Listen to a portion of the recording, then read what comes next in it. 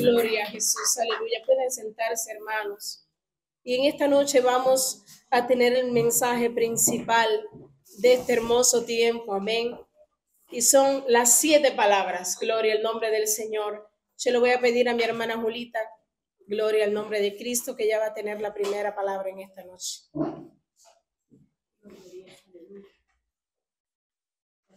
Sí, Señor Jesús.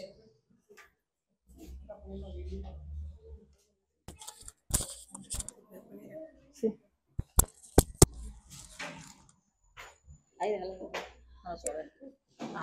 Gloria a Dios. Sí, mi vida, sí. Gloria a Dios. Aleluya. Gracias, Padre, Hijo y Espíritu Santo. Y en esta linda noche vamos a leer en el libro de Lucas, el versículo 34 del capítulo 23. Y dice así la palabra de Dios en el nombre de la Divina Trinidad. Y Jesús decía: Padre,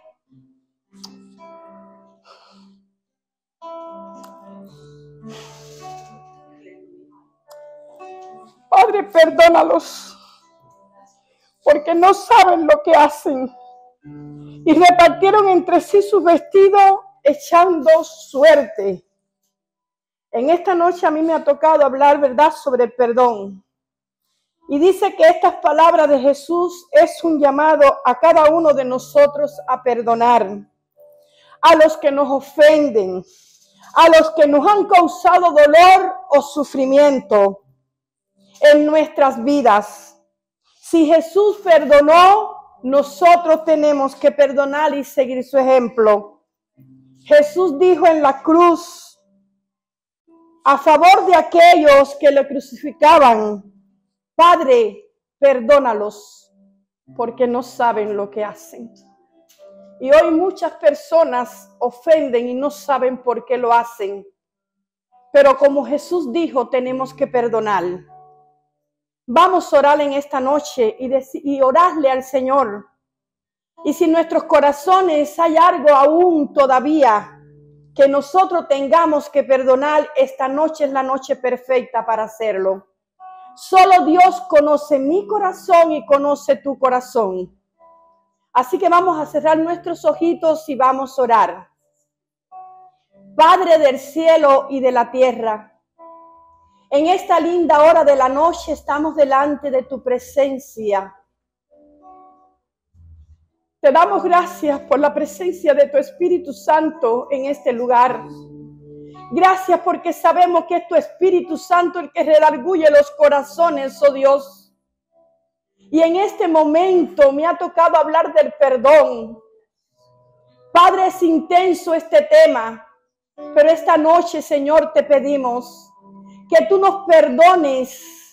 Si nosotros tenemos algo que perdonar en nuestro corazón, tú solamente conoces el corazón de nosotros. Padre, en tu nombre yo me pongo delante de tu presencia. Nos hemos pasado una semana orando por perdón, Señor, para que tú perdones nuestras faltas, aún los pecados sean perdonados. Te doy gracias porque por amor moriste por nosotros y por amor tú nos perdonas. Gracias, Dios mío. En esta noche nuestros corazones están abiertos delante de tu presencia. Gracias por este tema y gracias por tu presencia. En el nombre de Jesús. Amén y amén. Que el Señor les continúe bendiciendo, es mi gran deseo.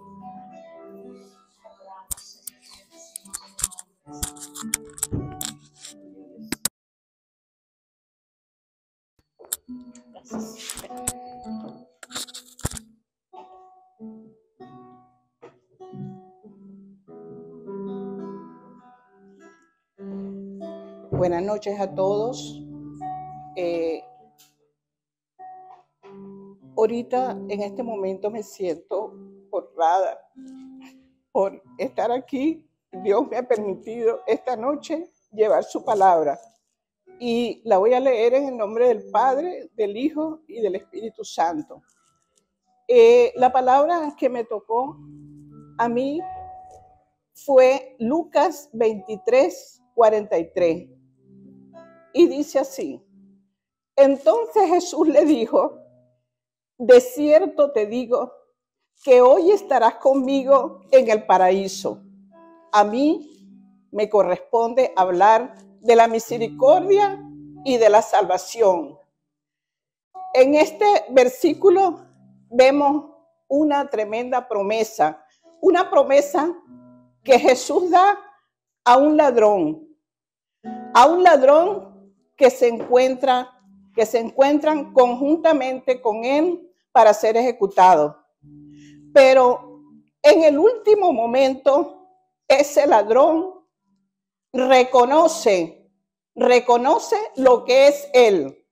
Reconoce que es un ladrón, reconoce que es un asesino, reconoce lo que es, pero a la vez también reconoce quién es Jesús, inocente.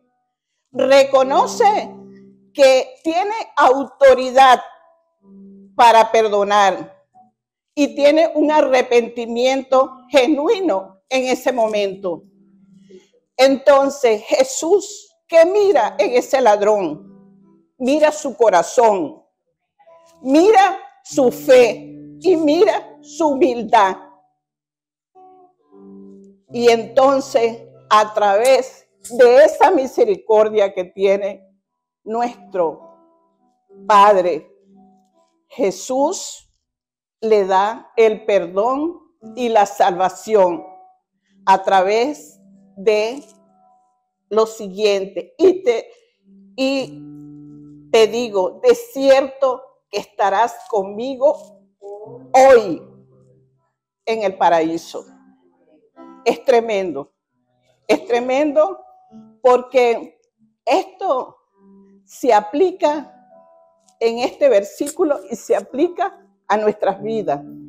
Si nosotros no conocemos al Señor o cualquier persona que nosotros sabemos, tiene la oportunidad en el último momento, en la última suspiro, de arrepentirse genuinamente como hizo este ladrón y obtener o dar Jesús su salvación a esa persona. Entonces, Señor, te doy gracias porque me permitiste esta noche traer esta palabra, traer esta promesa maravillosa que tú nos das, Señor, si creemos en fe y nos arrepentimos. Tenemos un arrepentimiento genuino en nuestro corazón. Te doy gracias, Señor, por mis hermanos y que es una responsabilidad de cada uno de nosotros de llevar tu palabra y encontrar esas almas que nos necesitan, Señor. Gracias y te adoramos, Señor. Amén. Gloria al Señor. Aleluya.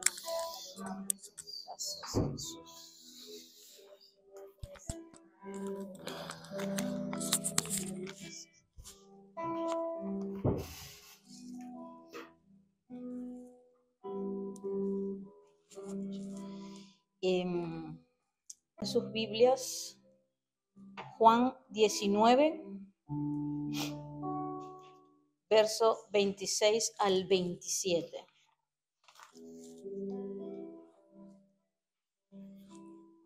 Y dice: cuando Jesús vio a su madre y al discípulo a quien él amaba, que estaba presente, dijo a su madre: mujer, he ahí tu hijo. Después dijo al discípulo: he ahí tu madre. Y desde aquella hora el discípulo la recibió en su casa. Una de las cosas que me preguntaba era por qué Jesús no llamó a María madre, sino que la llamó mujer. Y se puede ver que Jesús establecía ya la separación entre Jesús el hombre y el Cristo.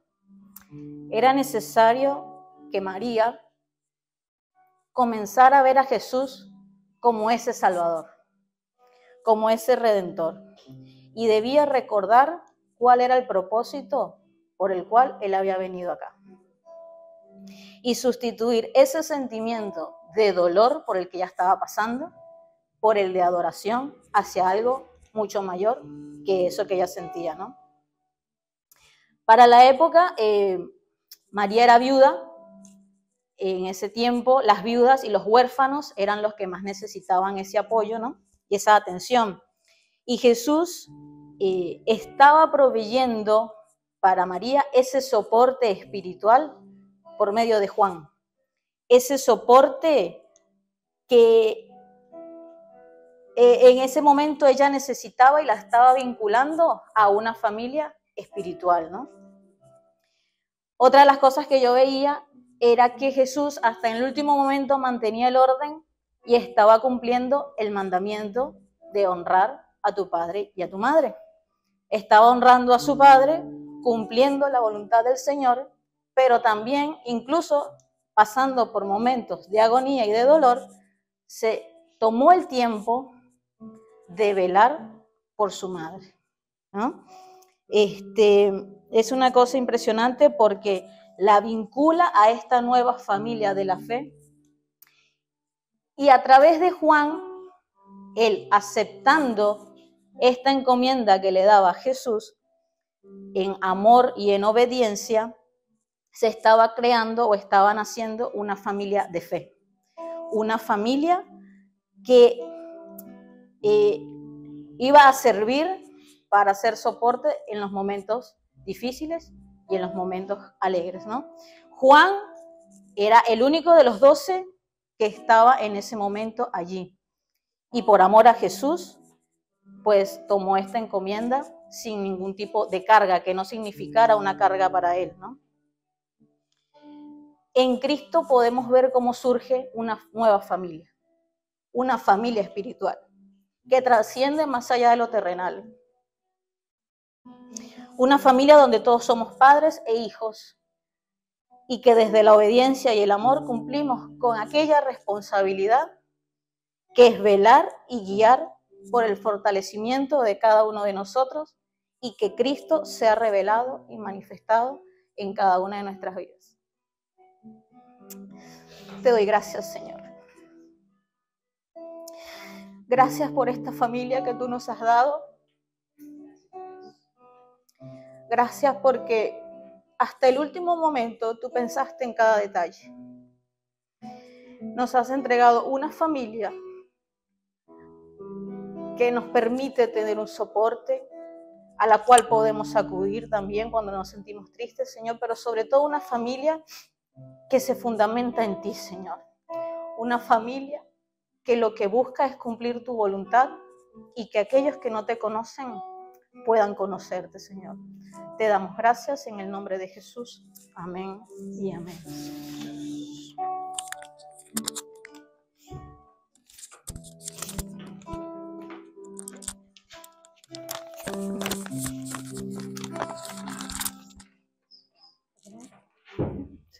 Gloria al Señor en esta noche, amén. ¿Cuántos glorifican el nombre de nuestro Señor? Amén. Hay lágrimas en los ojos, pero es lágrimas de agradecimiento, amén, por lo que el Señor ha hecho por cada uno de nosotros. Así que en esta noche alégrese, porque la victoria está segura en Cristo Jesús, amén. Así que glorifique y honre su nombre, aleluya. Y yo voy a estar invitándole a buscar en el libro de Mateo, capítulo 27, verso 46.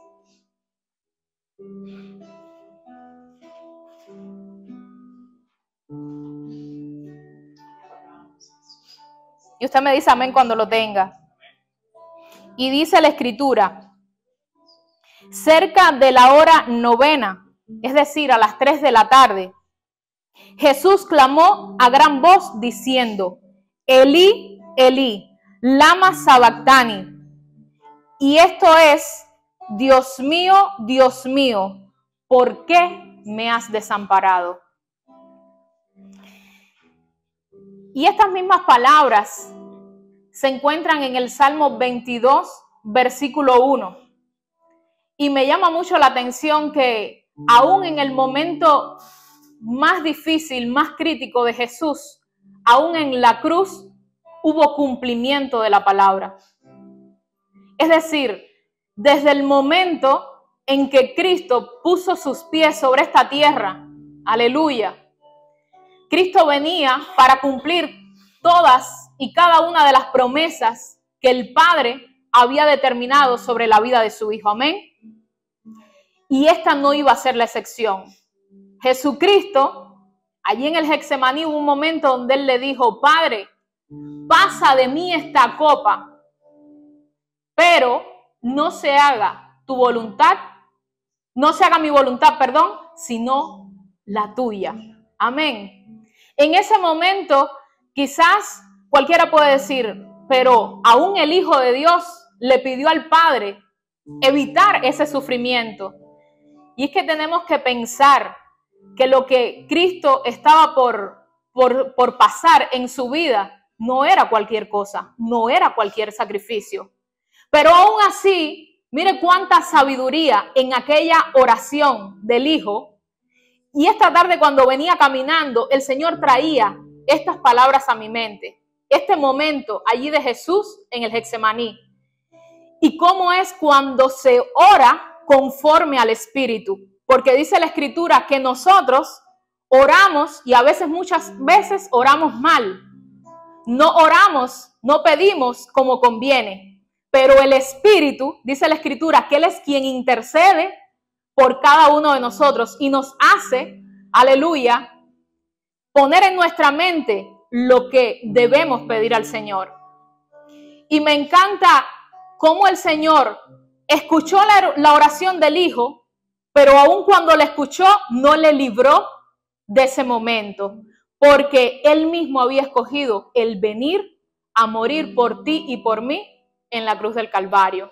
Es decir, ese momento había que pasarlo. Ese momento tenía que acontecer.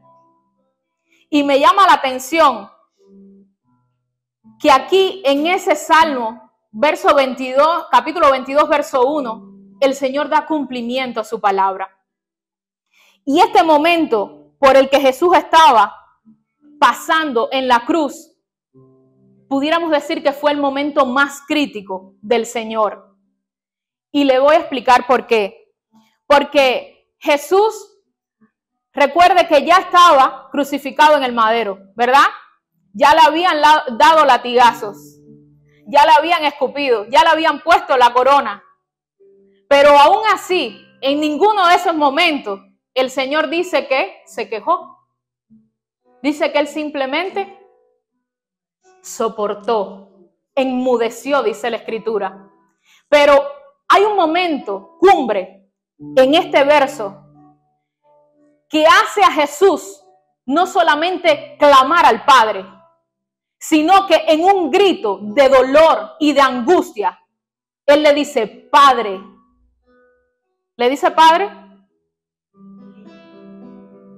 Vaya a la Escritura, lo leímos. ¿Le dice Padre? Elí, Elí, pero traducido, ¿qué dice? Esto es, Dios mío, Dios mío. Y algo llamaba la atención. Cada vez que Jesús se refería, le decía así, Padre mío, Padre amado. Pero en este momento cumbre, en este momento difícil, Él no se acerca a Dios en ese clamor diciéndole Padre. Hay una diferencia. Él le dice, Dios mío, Dios mío. Y esto nos muestra cómo Jesús en este momento no se está presentando delante de Él como hijo, sino se está presentando en la humanidad.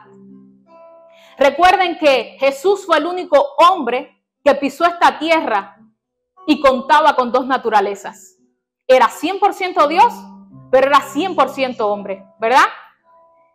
Y entonces en este momento, cuando Él le dice, Dios mío, es como que Él está en calidad de hombre, clamando delante de Dios por toda la humanidad. Y fue el momento más terrible, fue el momento más difícil. Jesús ya había conocido lo que era que lo traicionaran. Jesús ya había conocido qué era que lo escupiesen. Jesús ya había conocido qué era que Judas lo entregara. Jesús ya había conocido que Pedro le negara. Pero ninguna de estas cosas provocó en Jesús el dolor que está reflejando en este pasaje. Había un dolor, y es un pasaje un poco controversial. Mientras él lo estudiaba, se dice que algunas personas piensan que en algún momento el padre se divorció, que el padre se alejó del hijo. Pero quiero decirle que esto en ningún momento aconteció. Recuerde que el hijo era 100% hombre, pero 100% Dios. Y decir que el padre se alejó del hijo, es decir, que el hijo dejó de ser Dios. Y eso nunca ocurrió. Él fue, como vuelvo y les repito, fue 100% hombre, pero fue 100% Dios. Cuando estuvo en la tierra, cuando caminó, tenía el poder de perdonar pecados. ¿En calidad de qué? De Dios. Le decía, vete, tus pecados te son perdonados. Eso no lo hizo en calidad de hombre. Eso no lo hizo en calidad de humano. Lo hizo en calidad de Dios. Pero también como hombre le tocó experimentar, le tocó sufrir, le tocó padecer lo más terrible que le pueda acontecer a un ser humano. Lo más despreciable. En aquel entonces la muerte de la cruz no era cualquier cosa. Era lo más despreciable. Entonces al santo, al que no conoció pecado, le tocó padecer por ti y por mí. Pero todo eso por amor de su nombre. Hay una parte de la escritura que dice, hablando acerca de su vida, de que a él nadie, creo que está en Juan 10, no sé si es verso 18, dice que a él nadie le quitó su vida. Él mismo la puso por amor a nosotros. Amén. Jesús en este momento estaba siendo objeto de la ira de Dios. Hubo una transacción espiritual, por así decirlo, sobre su cuerpo, al punto de que Jesús sintió la separación a causa del pecado. Amén. Y yo le invito a que busquemos en Isaías, capítulo 59, verso 2. Y dice así, pero vuestras iniquidades han hecho división entre vosotros y vuestro Dios, y vuestros pecados han hecho ocultar de vosotros su rostro para no oír. Y esta es la primera conclusión. Lo único que hace separación entre nosotros y Dios es el pecado. Así como en ese momento Jesús en la cruz, en su parte humana, en su humanidad, cuando toda la ira de Dios y el peso de Dios cayó sobre su humanidad por los pecados de cada uno de nosotros. Amén.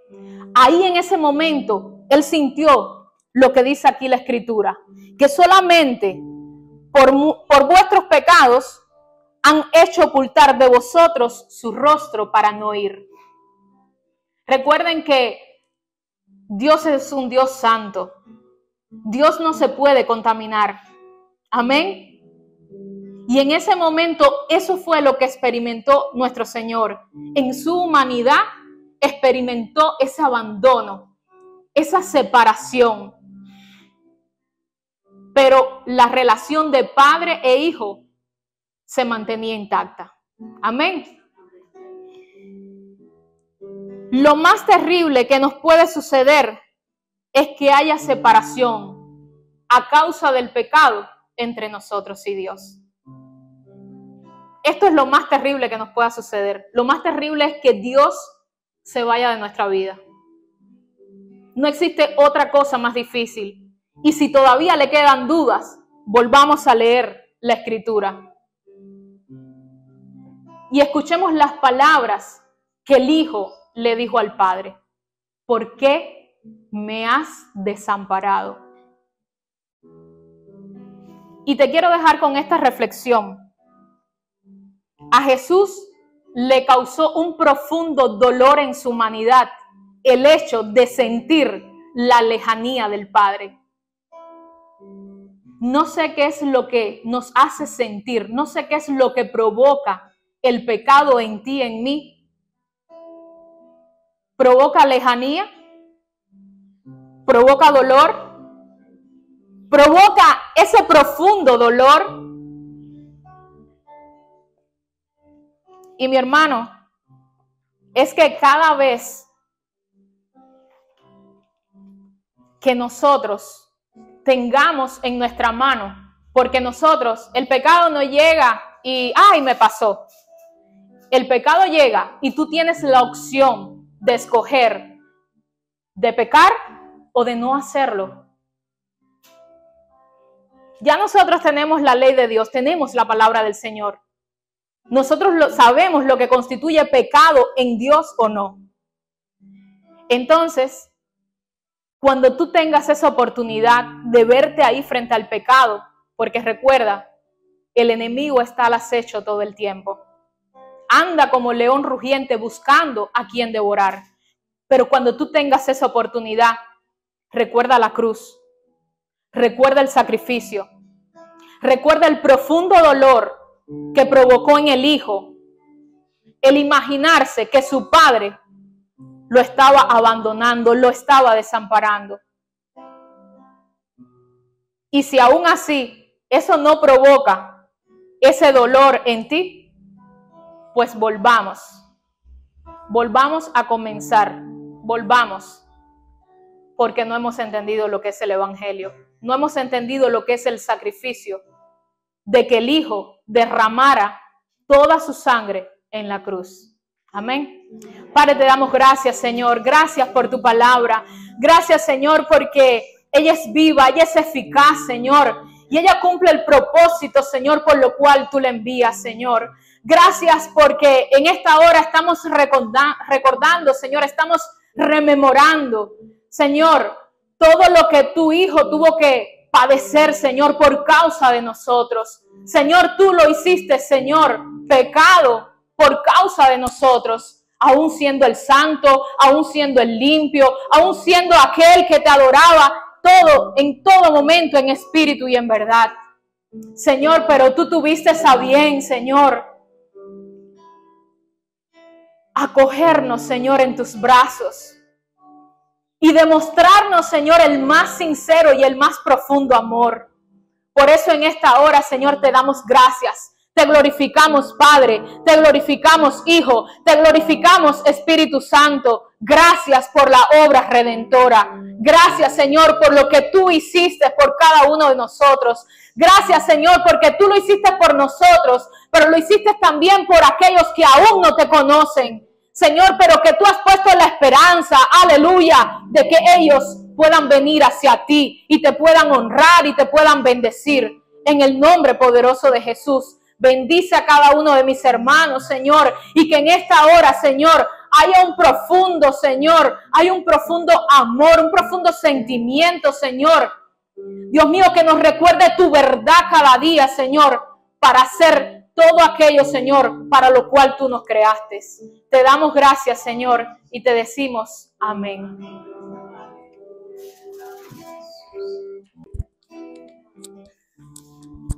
De la voladora.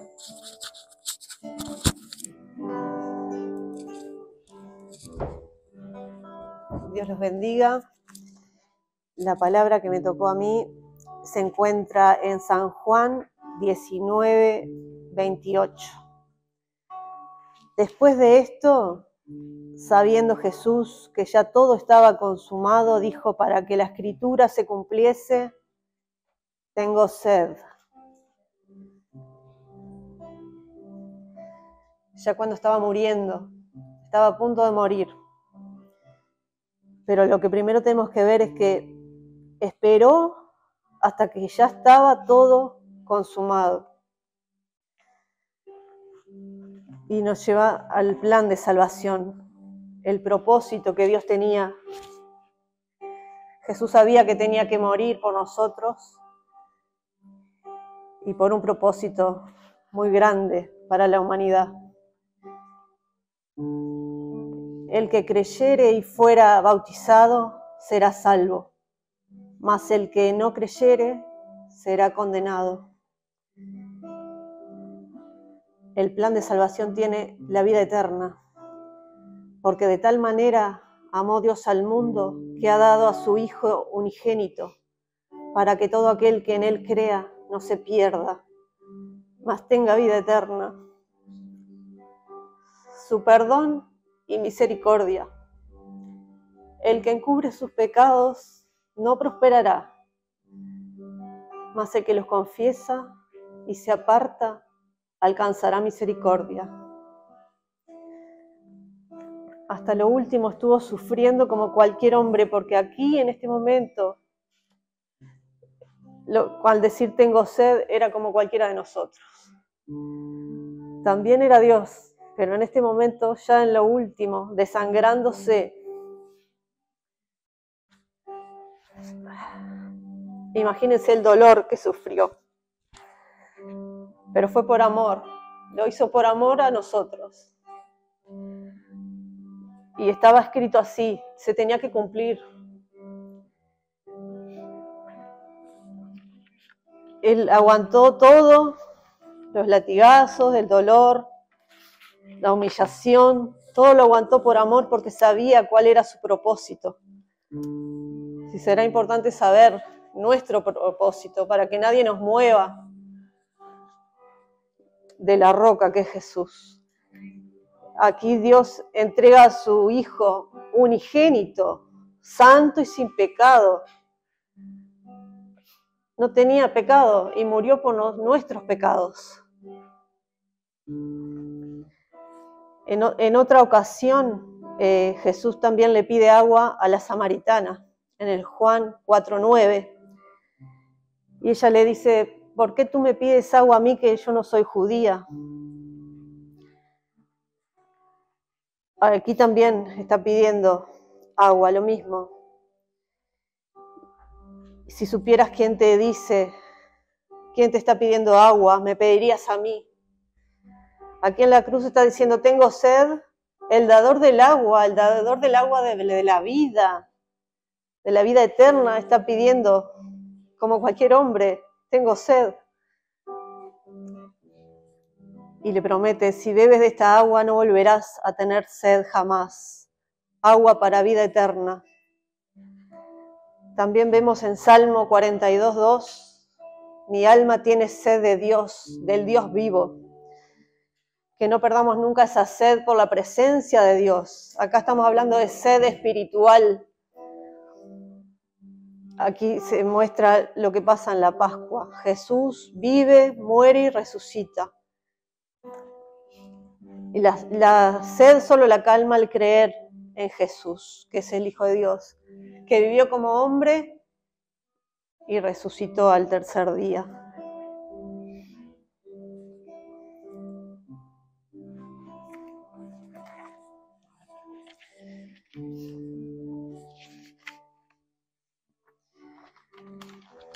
Gracias, Jesús. El agua es un símbolo de vida, de creación, que lo vemos en Génesis, de purificación cuando nos bautizamos en el agua, de renovación y de la gracia de Dios en la presencia de Dios. Está en toda la Biblia el agua y es la obra que va haciendo cada día Dios en nosotros. Y los dejo con Apocalipsis 22:1. El ángel después me mostró un río limpio de agua viva, resplandeciente como cristal, que salía del trono de Dios y del Cordero. Desde las aguas de la creación en Génesis hasta el río de la vida de Apocalipsis, significa la obra continua de Dios en nuestras vidas y en el que crea, porque esto es para el que cree. No importa nacionalidad, no importa, porque Dios no hace excepción. Si quieres entrar al río, entra.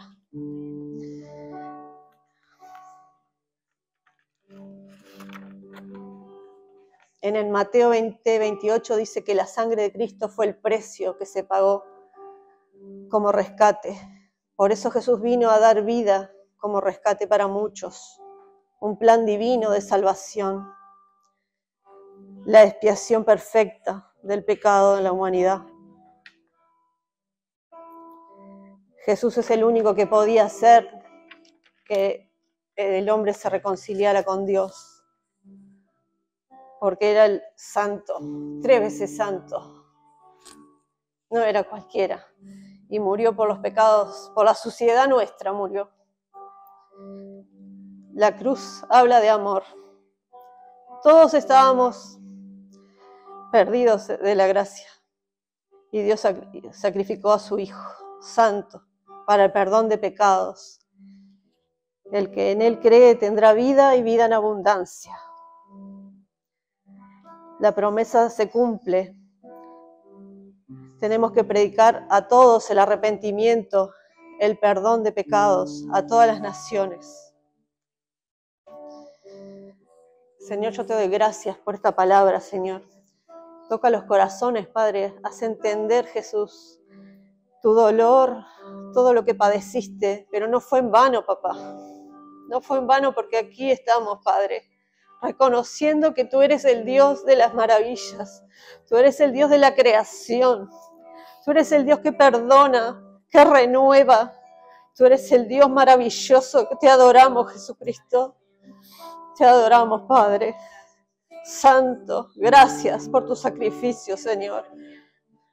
Incluso ahora sigues intercediendo por nosotros. Gracias, papá. Gracias. ¿Qué haríamos sin ti? No somos nada sin ti.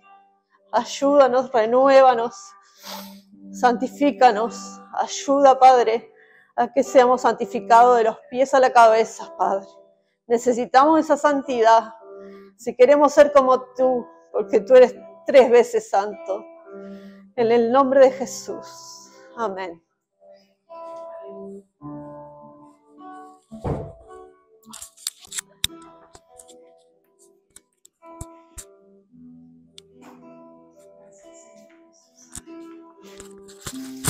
Te adoramos y bendecimos tu nombre.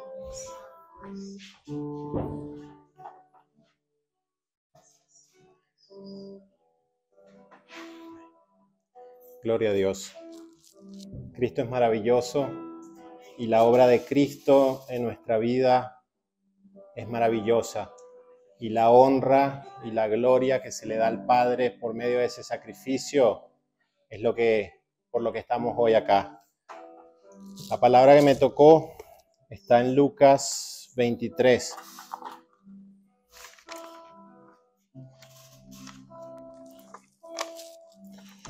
Lucas 23, 46 y Juan 19, 30. Voy a comenzar con Juan, ¿verdad? Para que busquen Juan capítulo 19, verso 30. Y cuando lo tengan, me avisan y comenzamos la lectura. Dice la palabra que luego que Jesús tomó vinagre, después de haber tenido sed, dijo, consumado está. Y habiendo inclinado la cabeza, entregó el Espíritu. Ahorita vamos a pasar a Lucas, pero vamos a analizar un poco qué significa el consumado está. Hemos hablado de un sacrificio, hemos hablado de amor, hemos hablado de un plan, hemos hablado de un conocimiento de que había que hacer ese sacrificio siendo Jesús 100% hombre, 100% Dios.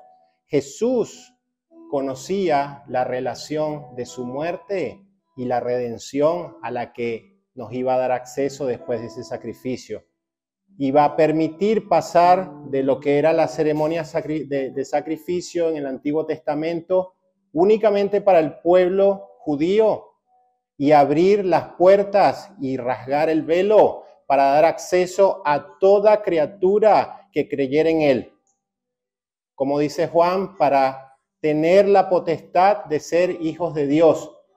El unigénito se dio en sacrificio para entonces pasar a ser el primogénito, el primero de muchos, por medio de creer y tener fe en el Hijo, en Jesucristo. Tenemos entonces el acceso a lo que es la presencia de Dios, ser sellados en el Espíritu Santo.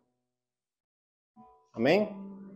Y entonces poder tener eso que estaba designado para el pueblo judío, tener ahora el acceso a esa presencia hermosa, pero ahora por medio de Cristo, para entonces estar en la presencia del Padre y estar reconciliados con la presencia de Dios, que por nuestros pecados y el primer Adán, toda persona, toda criatura que nazca sin haber confesado que Cristo es su único Salvador, está entintado con el pecado de Adán. El primer Adán trajo muerte a toda la humanidad y el segundo Adán, representado por Cristo, trajo vida a toda la humanidad por medio entonces de creer en su nombre y permanecer en su presencia. También vemos que ya Jesús, y lo comentaron, Jesús ya le enseñaba a sus apóstoles cuál era el plan de salvación que estaba teniendo. Eso lo vemos en Mateo capítulo 20, verso 28, después que 2 de los discípulos le pidieron sentarse a su diestra y a su izquierda. Y entonces él les dice al final que si pueden tomar de la copa que él iba a tomar, que en definitiva sí podía, pero dar vida entonces en rescate de muchos era la labor que tenía que cumplir el Cristo en esta tierra. También lo vemos en Mateo capítulo 26, verso 28, ya en un escenario diferente, el escenario de la Santa Cena, donde estaban sus íntimos, sus 12 apóstoles, y les indica: sangre del nuevo pacto que va a ser derramada por muchos para remisión de pecado, para dar un lavamiento, para dar un nuevo comienzo, un acceso a la presencia del Padre y evitar entonces los sacrificios anuales que se hacían para expiación de pecado. Una expiación de pecado perfecta que permitía entonces borrar esa huella del primer Adán y darnos entonces entrada a la presencia de Dios sin morir en el proceso. ¿Ok? Ahora, eso es el consumado está. Y dijeron algo importante, que no le quitaron la vida a Jesús. Él la entregó. Y como dice su palabra, y habiendo inclinado la cabeza, entregó el Espíritu. Y esas palabras fueron cita textual del Salmo 31:5, donde él estaba dando cumplimiento de todo lo que había de pasar para tener los requisitos de expiación perfecta de pecado. Quiero que vayan ahora a Lucas capítulo 23, verso 46. Y me avisan cuando lo tengan. Y la palabra dice: y Jesús, clamando a gran voz, dijo: Padre, en tus manos encomiendo mi espíritu. Y habiendo dicho esto, expiró. Después de haber proclamado, entregó su espíritu. Cuando el espíritu de nosotros sale de nuestro cuerpo, simplemente muerte natural. Jesús en ese momento entregó su espíritu y permitió a la muerte tocarle para que lo 100% hombre cumpliera la labor de sacrificio y se cumpliera la escritura. Entonces se entregó su vida y dijeron varias veces en amor. Entregó su vida en amor, pero entregó su vida en obediencia también. Y lo especificaron en Mateo, en el Getsemaní, la primera vez que oró, Mateo 26:39, dice la palabra: Padre mío, si es posible de mí, pasa de mí esta copa de sufrimiento, esta copa de angustia, Ya Jesús estaba contrariado en su alma, por lo que él en su divinidad sabía a lo que se estaba dirigiendo. Pasa de mí esta copa de muerte, pasa de mí esta copa de angustia.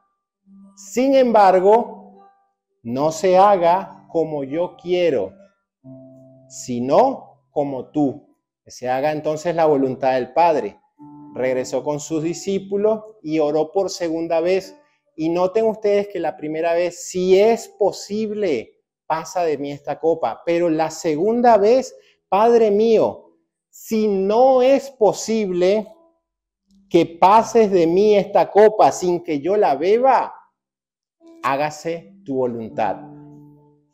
Entonces, acá vemos que hay un sacrificio hermoso, un sacrificio hecho en amor y un sacrificio hecho en obediencia para dar acceso a todos los que estamos en esta noche, que por medio de creer que Jesús, que Cristo es el Redentor y el que trae purificación y limpieza de nuestros pecados para entonces vida eterna, que es el mismo Cristo, nosotros hoy en permanencia en Él, nosotros nos mantenemos en un evangelio, de un acceso del evangelio del amor.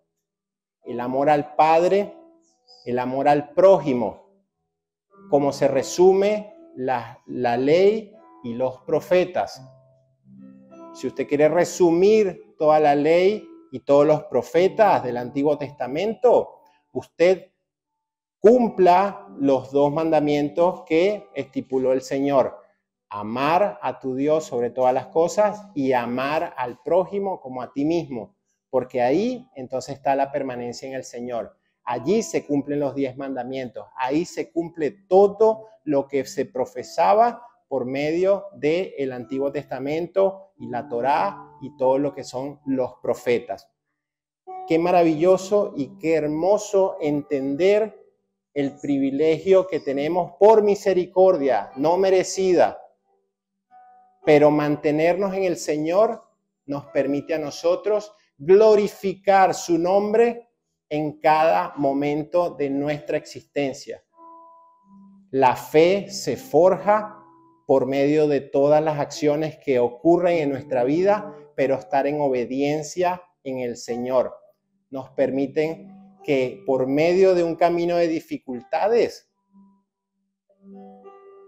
pasar de la mano del Señor por esas dificultades. Nos permite someter nuestra alma a lo que es el designio del Espíritu Santo, para que ya no viva yo, sino viva Cristo en mí. Y permita, como Pablo se refirió en muchas de sus cartas y específicamente en la carta a los Romanos, siervo de Cristo, esclavo de Cristo, porque su voluntad ya no era la que prevalecía. La voluntad de Cristo en nuestra vida es la que prevalece. Honramos al Padre por medio de la obediencia, así como el Hijo también honró a su Padre por medio de la obediencia. Por un propósito es que estamos sentados hoy acá. Gloria al Señor, aleluya, por todas las almas y por todo lo que nosotros en el Señor podemos alcanzar, y bendita sea su presencia en nuestra vida, Señor. Amén.